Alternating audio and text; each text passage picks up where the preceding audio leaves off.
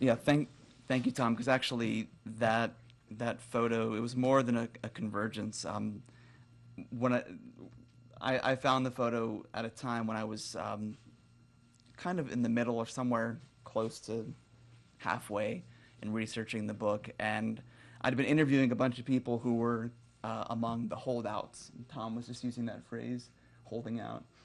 And the holdouts had been talking to me about what it was like, obviously, during Katrina, but more specifically, what was fascinating to me, I guess, as an outsider, someone who just moved here, was their feelings about the post-Katrina period, the immediate period, the fall of 2005, and just how dark that was for them, and how they had actually, since they had survived the levee breaks and actually managed to create this incredible community during Katrina, what followed for them was much harder than the actual uh, federal flood itself.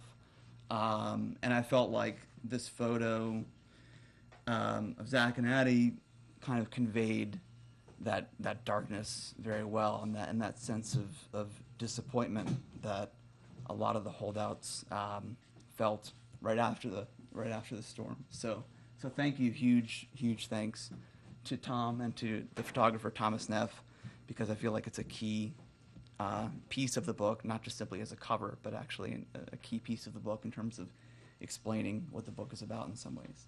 So anyway, I'm going to start with just, I'm going to read a bit from the book, but I'm also going to start with a little presentation that I've written up about me and kind of the way I approach the sort of journalism that I do, and it's partially about Shake the Devil Off, but it's also about the two other books that I've written called Queen's Reign Supreme and Snitch. So here it goes. When I'm asked what I do for a living and I mention writer, the next question is inevitably, well, what do you write about? And when I talk about the subject matter of my books, drug kingpins from Queens and an Iraq war veteran who killed and then dismembered his girlfriend in New Orleans, I get strange, perplexed looks, followed by a grin that suggests I get a voyeuristic kick out of my work. But voyeurism doesn't explain why I write about what I write about. On an entirely selfish level, I love great stories. In my first book, Queen's Reign Supreme, I wrote about a trio of Queens-based drug kingpins: Lorenzo Fat Cat Nichols, Thomas Tony Montana Mickens, and Kenneth Supreme McGriff, who so dominated the drug trade in New York City during the 1980s that one of the above mentioned kingpins, Fat Cat, felt entirely comfortable dispatching a lieutenant to assassinate a rookie cop named Edward Byrne. The murder of Edward Byrne in 1988 sparked an anti-crime frenzy in Congress and the passage of tough mandatory minimum sentences for drug-related crimes, which led to skyrocketing incarceration rates. Today, as a result of legislation passed during the Byrne era, the United States is the world's leading jailer. So writing Queen's Reign Supreme helped me become interested in the ways in which institutions, courts, the military, prisons, and jails affect our lives. So in my second book, Snitch, I wrote about a section of federal criminal law that allows judges to drastically cut prison sentences for defendants who have cooperated with the government, and the vast damage this unregulated system of cooperators has done to our criminal justice system. In a more ideal, yet still very imperfect world, institutional failures would be limited in scope and therefore affect an unlucky few. But the recent financial crisis, in which we bailed out institutions deemed, quote, too big to fail, has demonstrated that institutions in America have become overgrown, dysfunctional, and have an immediate and very tangible effect on all of our lives. For example, if you're one of the millions of homeowners who is, quote, underwater on your mortgage, meaning that you owe more than your house is worth, then you have likely spent much of your recent time trying to get your loan modified under President Obama's so far unsuccessful mortgage modification program. Yet, while it's inarguable that big institutions and federal policy on everything from housing to sentencing for drug-related crime shape the way we live now, we rarely see the way we live now reflected in film, TV, or literature. This is why I write about what I write about. Indeed, in a great recent essay in Book Forum about the end of so-called, quote, boom culture, the literary critic Walter Ben Michaels praised the HBO TV series The Wire for documenting the world that, quote, institutions, unions, schools, political parties, gangs has actually produced rather than the world our literature pretends it has. At the same time, I seek to avoid simple cause and effect formulations when writing about the influence that institutions have on individuals.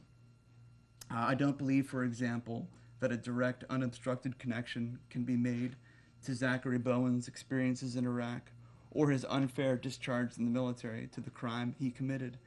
I think that there are a number of factors behind Zachary's decline: drug and alcohol abuse, an abusive relationship, a general discharge from the military that jeopardizes healthcare and benefits. But I never want to point the reader to a single factor and say, aha, that's it. I do, however, want to get as close to the truth as possible in Zachary's case. Shake the Devil Off represents my attempt to answer a simple question: how could this horrific crime happen? Nearly 3 years ago now, I began a long quest to answer this question, and I knew I had to delve into every aspect of Zachary's life, from military and police records to interviews with friends, family members, and fellow soldiers. When I started researching Shake the Devil Off, I was sure that Zachery had a history of disciplinary problems in the military, that he had an extensive criminal history prior to joining the military that perhaps resulted in a waiver when he enlisted in 2000, that he committed horrific and perhaps illegal acts in Iraq, that he had a history of abusive relationships, specifically a history of physically abusing girlfriends or his wife. None of my expectations panned out, to my surprise, but this does not absolve Zachery of the crime he committed, nor should the lack of a clear precedent for what Zachery did to Addie be mistaken for a plea from the author, me, to love him. Instead, I want readers to understand both Zachery and Addie and convey their humanity, a humanity that I believe they were denied in the media coverage of the murder, which extends to some of recent reviews of my book, which I think have expressed deep condescension and contempt for both of them. I'm drawn to this story because I like complexity. I love that we all lead complex lives, and I'm particularly fascinated by the connections between seemingly very different people. If you've read Shake the Devil Off already, you know that there's only about 2 degrees of separation between John Boutte and George W. Bush. If you haven't read the book, I urge you to buy it now to find out exactly what I'm talking about. My biggest influence as a writer, actually, is a filmmaker, Robert Altman, whose films were all about a specific place, Los Angeles and Shortcuts, or a specific scene, Fashion in Hollywood and Pret-a-Porter and The Player, respectively, and how individuals interact in that specific place and scene. As I write this, I'm reading Wikipedia's plot description of Shortcuts and reveling in the complexity and richness of his characters. A verbally abusive drunk, a phone sex worker, and an unethical cop who is also a serial adulterer. Wikipedia also tells me that Shortcuts had a staggering 22 characters in parallel and at occasional loose points of connection. So I'm particularly proud that offbeat publisher Jan Ramsey bestowed upon Shake the Devil Off praise worthy of a site-specific Robert Altman film. She said that in Shake the Devil Off, New Orleans is almost another character in the book. Perhaps I'm an insufficiently attentive reader, but I don't find that most nonfiction captures the world as it actually is.